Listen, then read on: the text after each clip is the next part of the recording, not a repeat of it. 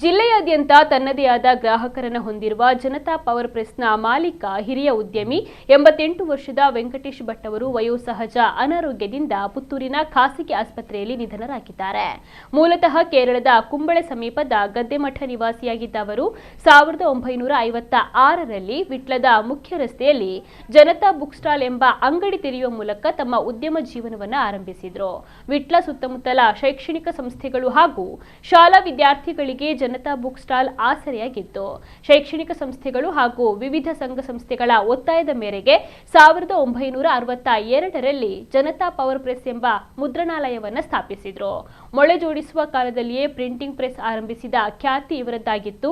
ಅಚ್ಚುಕಟ್ಟಾದ ಶುದ್ಧ ಕನ್ನಡ ಭಾಷೆ ಹಾಗೂ ತಪ್ಪುರಹಿತ ಬರವಣಿಗೆಗೆ ಜನತಾ ಪವರ್ ಪ್ರೆಸ್ ಹೆಸರುವಾಸಿಯಾಗಿತ್ತು. ಮೃತರು 3 ಪುತ್ರರು 2 ಪುತ್ರಿಯರು ಸೇರಿದಂತೆ ಅಪಾರ ಬಂಧು ಬಳಗವನ್ನು ಅಗಲಿದ್ದಾರೆ.